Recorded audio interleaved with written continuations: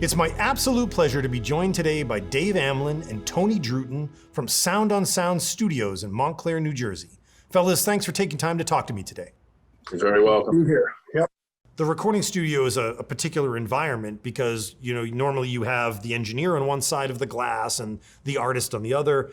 But COVID is obviously adding, more layers of concern, health-wise, obviously. So, Dave, could you tell me a little bit of how you're planning to run sessions and what they'll look like? One of the things we talked about when Tony and I walked through the facility 2 weeks ago and kind of laid out what is safe, what do we feel safe, both for our clients and also for our staff and ourselves.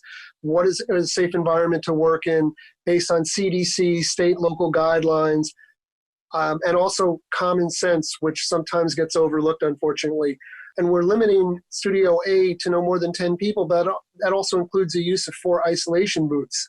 So in the event that somebody wanted to bring 10 people on the floor plus, I don't know that we would be comfortable right now doing that.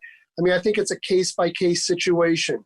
But we literally went through both control rooms, both studios, all, 6 of the ISO booths, the kitchen area, common areas, the bathrooms, and we were just like, what is safe, what is realistic, and we've put protocols in place. And I have to give Tony a lot of credit on this because he did a lot of research himself about what's proper way to clean certain things, because microphones, you can't just spray them, you'll destroy them.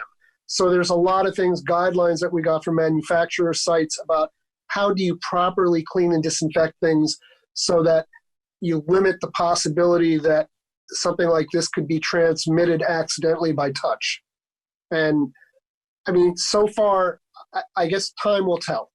Let's be cautiously optimistic that the work will come and time will tell.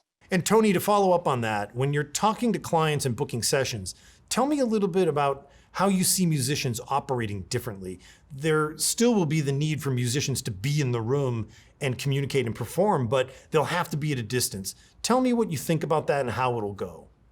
Certain instruments are going to be handled differently in location to each other. A drummer, a piano player, a guitar, a bass, atypical rock band where we're putting the amps in the ISO booth and miking them, and they can have a cable running anywhere. Quite honestly, they could be in the hallway playing with a set of headphones and the amp is someplace else. When you have interaction between musicians, you have to, like David said, everything is going to be a situation by situation analysis. And I am going to be having direct conversations with those clients regarding what we think is safe and how that reflects what they're trying to accomplish production-wise, and us actually capturing them and the acoustic changes that might need to be modified based on us repositioning people. We really have to look at every single facet of not only the recording process, but everything that goes into getting people here. Where are they lounging? Where are they sitting and relaxing? Where are they dining?